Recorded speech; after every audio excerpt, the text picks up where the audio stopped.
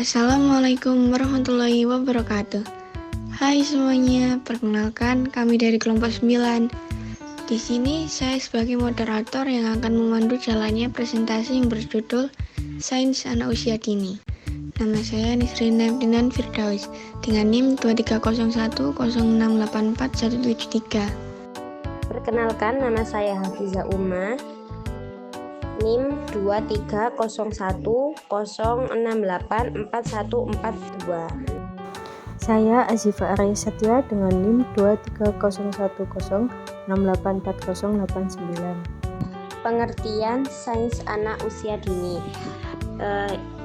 Pengertian sains untuk anak usia dini sendiri yaitu pendekatan pembelajaran yang dirancang khusus untuk mengajarkan konsep-konsep sains kepada anak-anak dalam rentang usia dini mereka.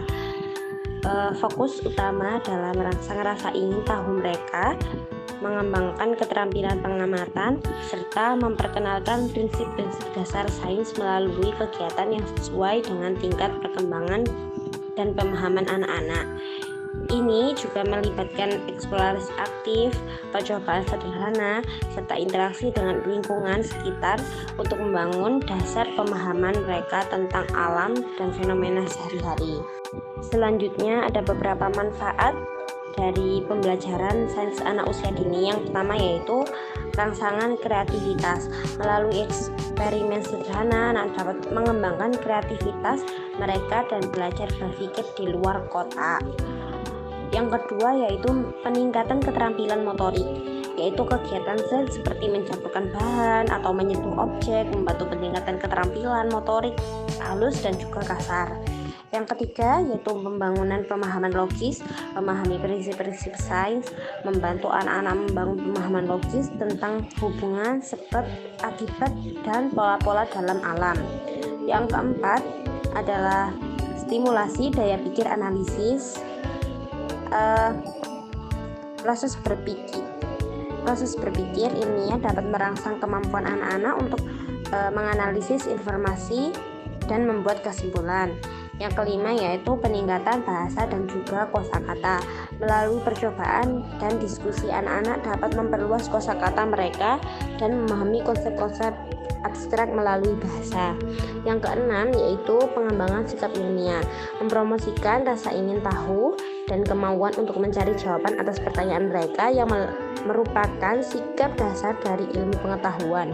Yang ketujuh yaitu persiapan untuk pembelajaran lebih lanjut, memperkenalkan anak-anak pada konsep-konsep sains awal dapat membantu membangun fondasi untuk pembelajaran lebih lanjut di sekolah.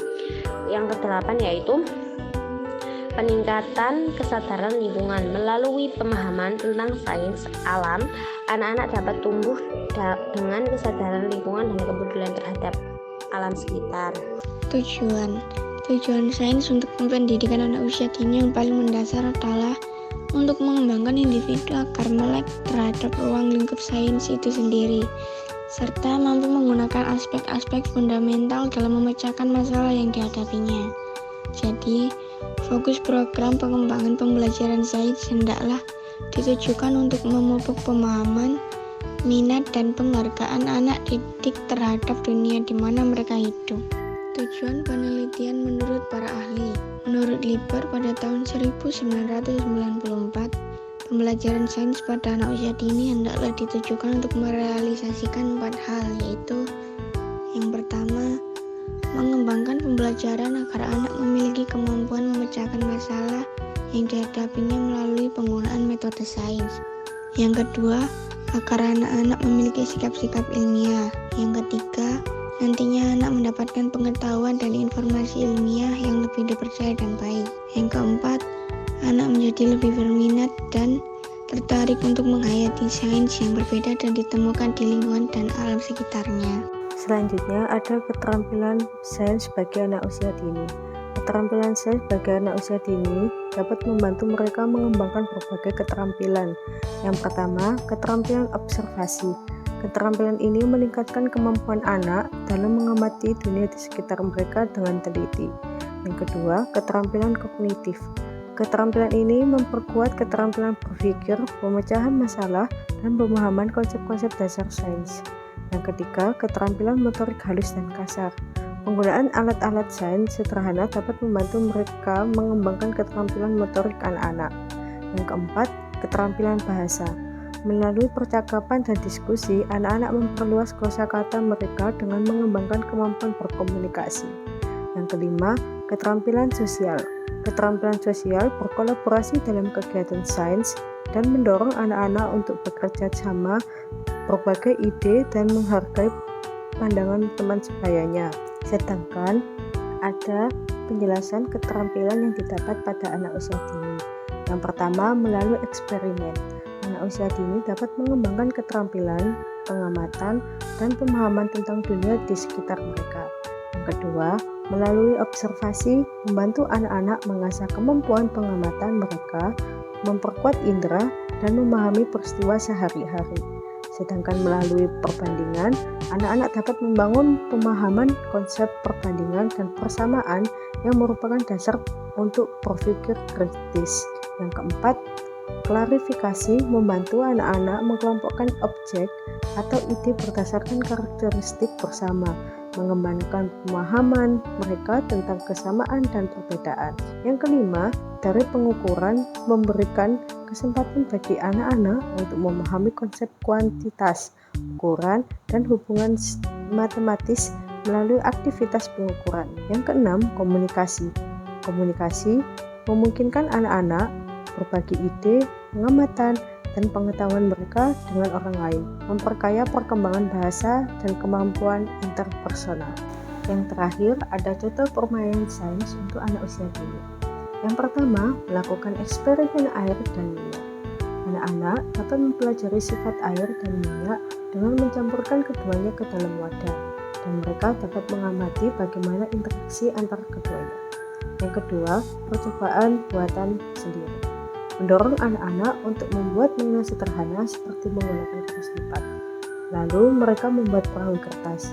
Dengan ini, anak-anak dapat memahami prinsip dasar pengapung dan tenggelam. Yang ketiga, percobaan warna dengan bunga. Hal ini dapat menjelaskan dengan proses penyerapan air oleh bunga dan menempatkan bunga dalam air berwarna.